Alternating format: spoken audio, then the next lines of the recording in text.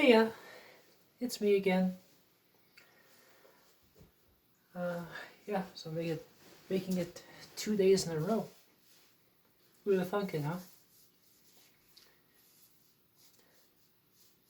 So, yeah, I was really surprised by the response I got yesterday.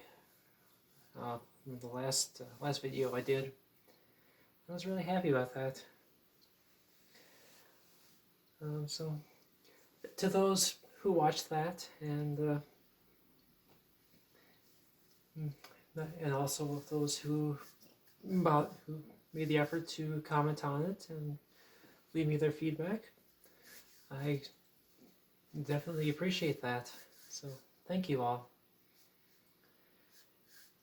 It's also when reading that feedback that I got the idea for what I would talk about today. This whole idea is I just want to. I don't know if the term "slice of life" is appropriate here, but I think it is. So I'll kind of jump around from topic to topic, and yeah, the one that popped into mind today, or last night rather, was there was a question about my tattoos. And I figured that'd be a good way to lead in. And it seems a fairly inoffensive topic to talk about. So, yeah. So in total, I've only got the 2 tattoos. The first one I got was the one here on my right arm. This is it's called a triquetra, for those who don't know. And there's a little bit of a story behind that. And the way that I remember it was, this was back in 2003. So that would have made me, what was I, like 21 years old at the time, almost 22. So yeah, it was the summer of 2003 anyway. And during the early part of the summer, I had been, my parents had their 40th wedding anniversary celebration. So that involved, a lot of family getting together. Among them was my sister, who also brought with her husband and her 2 young children. The youngest of which she had decided to go and get baptized while she was in the area. So, she had an attachment to a church about 2 hours away from where we lived at the time. So we all drove down there during her stay in the area, and we were witness to the baptism. And afterwards, we were talking with the pastor that did the ceremony, during which time I happened to notice that a decoration on one of the candle holders was actually a variant of the same symbol, of the triquetra. So I was curious about it because this was obviously a religious institution, being a church and all. And I asked the pastor what it was, and he explained that it was a triquetra, which was used as a symbol for the Holy Trinity, Father, Son, Spirit. And that's what gave me the idea to get it as my tattoo. See, up until that point, I knew that I wanted a tattoo, but the question of what would I get, as it should be, was the biggest obstacle. Because I never wanted to get a tattoo that was just like, okay, what am I into at the moment? I didn't want like a silly, like a cartoon character or anything, or some kind of like what they do back then, like the barbed wire around the arm, shit like that. I've never done anything like that. I need something that had deep personal meaning, and you don't really get much more personal and deep than your own spirituality and your own faith. So I determined that, just based on my criteria, that this would be a good match. So about 2 or 3 months later, I was looking for a tattoo shop, and I wound up making a drive from the city. The wasn't even a city. The Yeah, I think it qualified as a city that I lived in back then. It's about an hour drive south, and I wound up in the downtown district where I found a tattoo shop that was open. I'd heard of it before, so I walk in, expecting to at least make an appointment for a tattoo. But I walk in, and holy fuck, was I shocked with what I saw. Kind of going on a tangent here, but it's worth it. It's worth it. Yeah, so I walk in, and the first thing I see is this big fucking guy, like probably like 6'8". Just built like a damn tank, and the cherry on top of that was his piercing. I remember that piercing so well, that he had what I called a railroad spike all the way through his nose. I was just like, holy shit, what am I getting into? But yeah, I walk in, he greets me, and I inquire about the cost of a tattoo and the time investment. And as luck would have it, he had a guy available at that time. So back I went. Half an hour later, I've got this tattoo, which admittedly it's now a little faded. It's been, God, what was that? It's been 20 years since I got it, so it could probably use a little touching up. But yeah, that was the first tattoo I got. It was also had a little scare when I was driving home afterward, and the aftercare they gave me was they just wrapped it up in saran wrap and taped it. I mean, I was a little perplexed by it, but whatever. I didn't know what the standard procedure was, so I just went along with it. And I mentioned this, it's an hour drive home, right? So I'm about halfway home, and all of a sudden I feel this cold trickle running down my arm. Yeah, the damn thing was bleeding on me. Yeah, I was a little taken aback there. I mean, fortunately, it didn't amount to anything, but still, it's just kind of like, okay, what have I got myself into here? But it healed well, and it's been here with me ever since.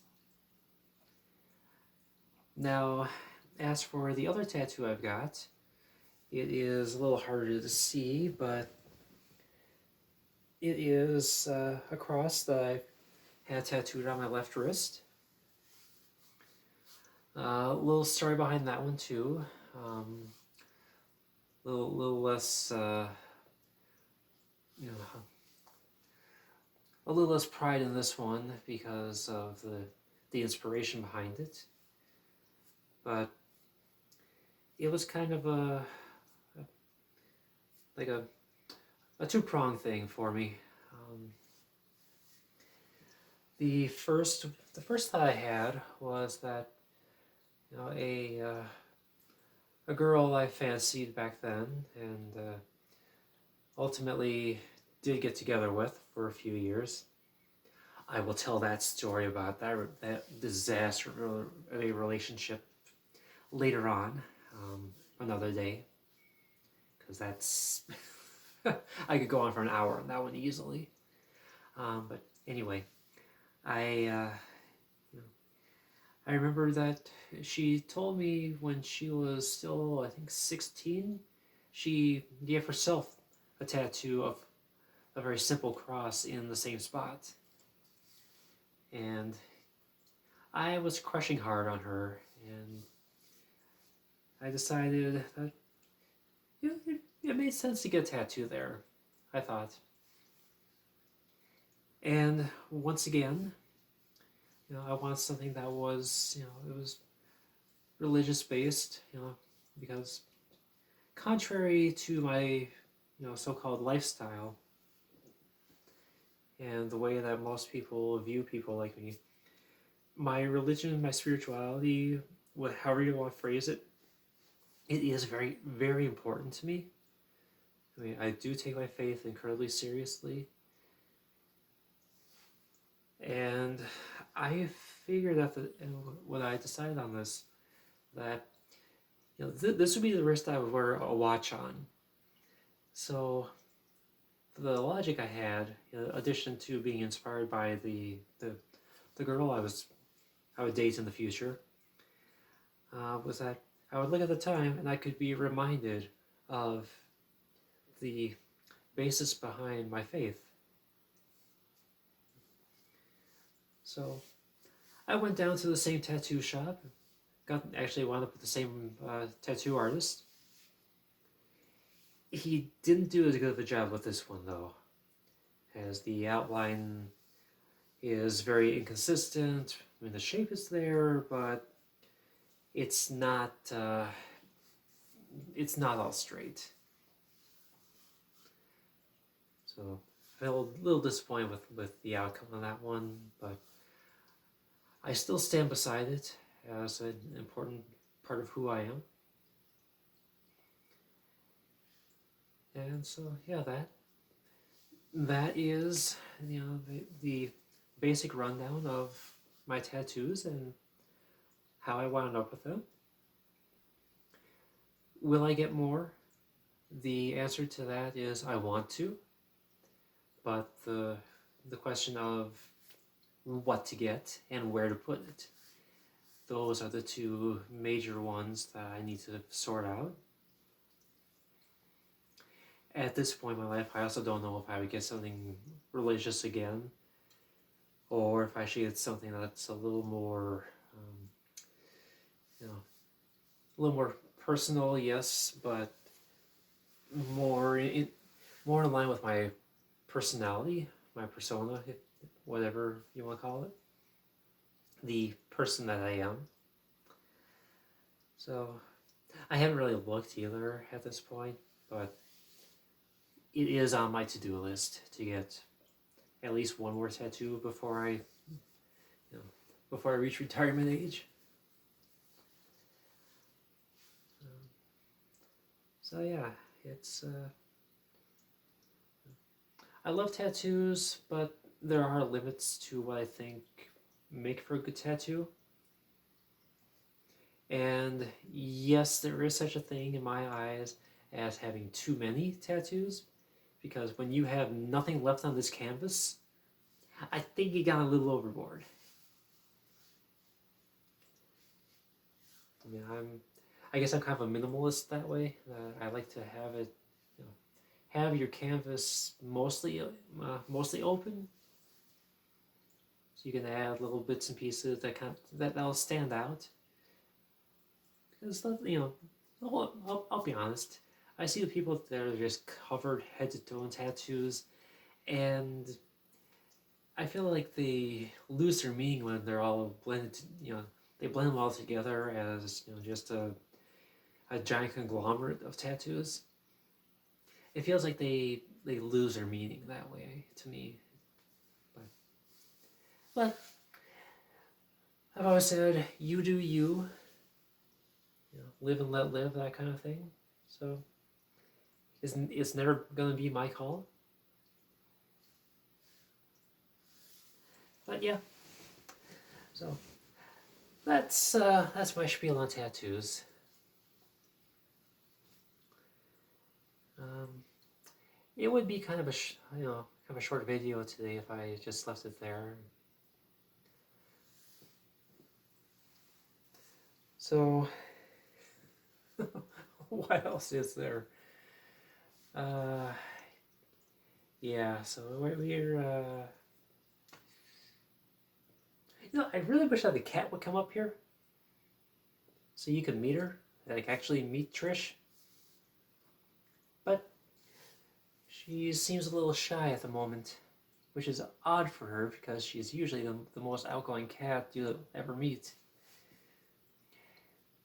She is very demanding of attention, like I said before. So I'm surprised that she's not up here headbutting me in the chin because that's what she does.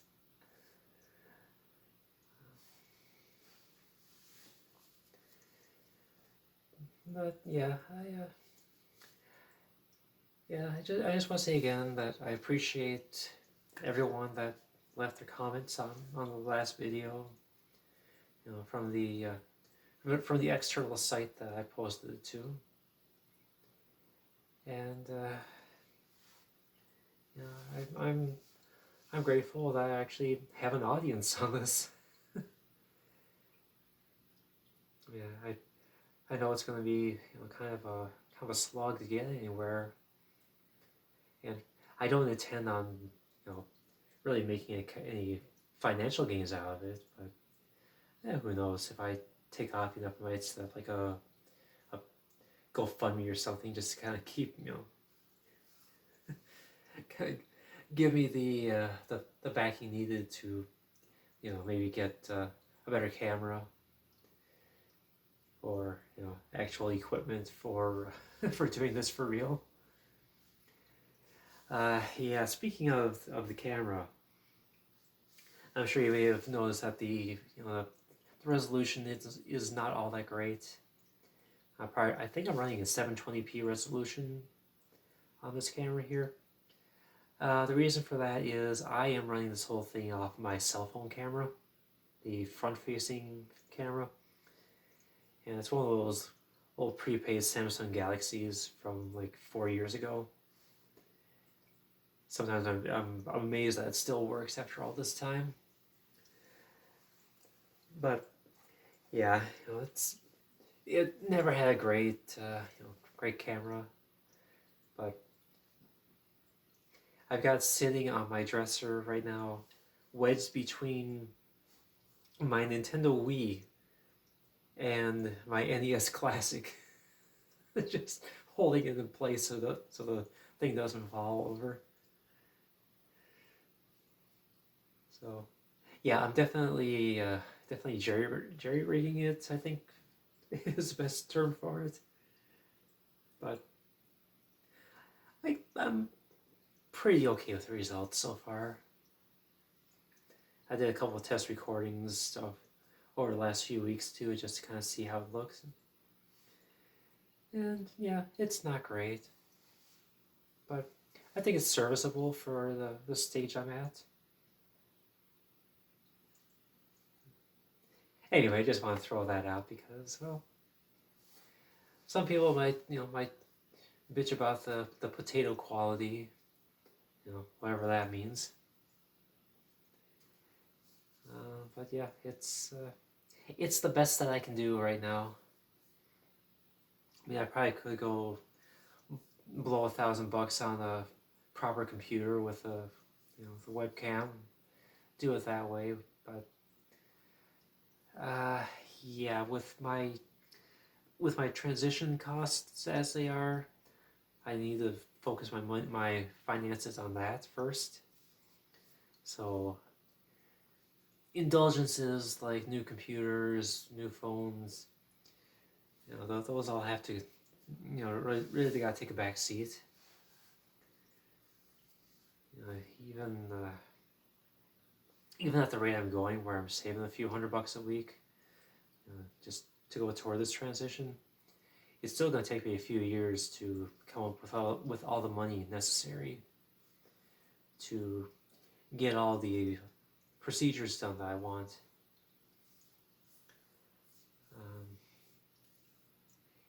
And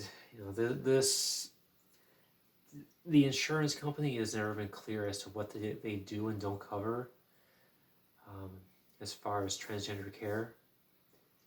I believe that they told me when I first got the policy through work that the top and bottom surgeries are covered,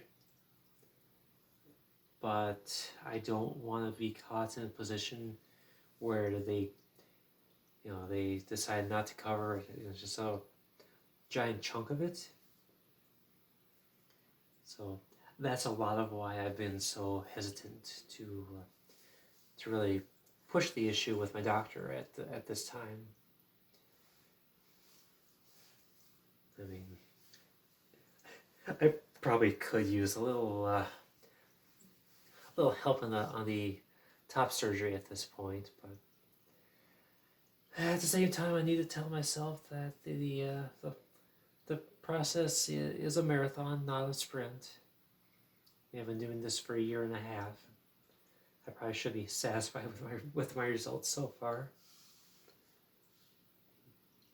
Yes, it's frustrating, because it takes a long time. Plus, I'm up against a ticking clock. I mean, I'm 41, and youthfulness does not last forever. So I like to finish filling out before I do hit that wall. But it may or may not happen at this point. I'm not sure. Either way, I'm keeping the surgical options open in case the hormone therapy doesn't do enough. But still, I know it has done a fair bit of good so far. So they'll,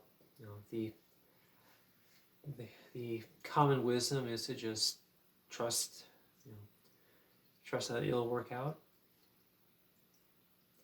But things happen when I trust that things will be working out all right.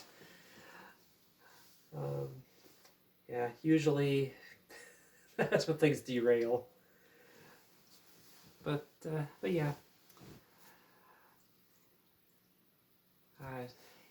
I don't know. I'm just like, I hate that I had to spend so much time dragging my feet, not knowing what to do with my situation, or I would have started saving years ago. So I know hindsight's 20/20, but that's what I get.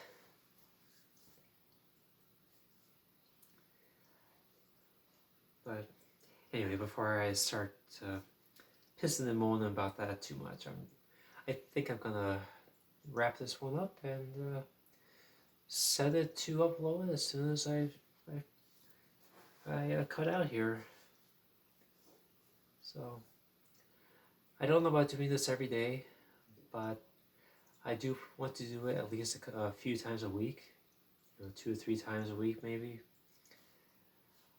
So we'll see if I can actually hold to that schedule. I know the next couple of days I'm going to have a really good opportunity to do more because, well, we'll be getting snowed in after tonight because I don't even know what the name of the storm is, if there is a name for it. But yeah, Snowmageddon is coming later today and into tonight and tomorrow and Thursday. And with the 1 to 2 feet of snow they're predicting, I'm not going anywhere after work tomorrow morning. I'm coming home. I will struggle to get out of my driveway, hopefully make it in. And then when that car is in that garage, I am parked here for the remainder of the next 3 days. Till Friday. I have a blood draw. Then Saturday I get to go up north. Maybe, possibly, I don't know. If the roads are cleared out enough by then. Got a friend up there having a little bit of a birthday bash. So, longtime friend. I've known him since high school. Actually, come to think of it, he was my first openly gay friend. Not that that really matters, in the grand scheme of things, but it's just one of those tidbits. I'm like, yeah, Funny thing about that was the friendship I have with him has been that one of those that we can go for years without seeing each other, but then we just pick right up where we left off. It's like no time has passed almost. I mean, maybe you got a friend like that, since you've parted ways with them, and yeah, I just look at that friendship like that and go, holy hell, this friendship is for life.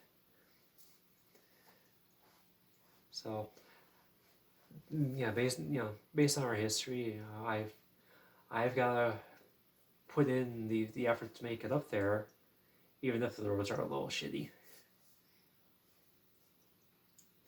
Yeah. I know he'd do the same for me.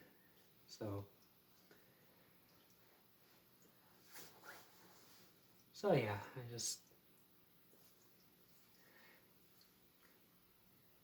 he's been a good friend, and one of those guys I can talk to about anything. So I'm lucky to have him.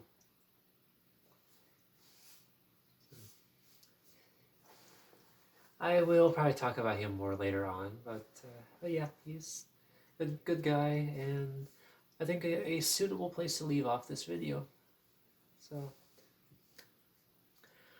to each and every one of you watching this, I will say I hope you have a great day, and hopefully, if you are in the path of this snowpocalypse, snowmageddon, whatever you want to call it, I hope that you'll stay safe and don't have to drive in it much, if at all. Because, oh dear God, it looks like hell coming in. And I wish you all the best of luck if you do have to drive in it. Otherwise, stay safe out there. Bye.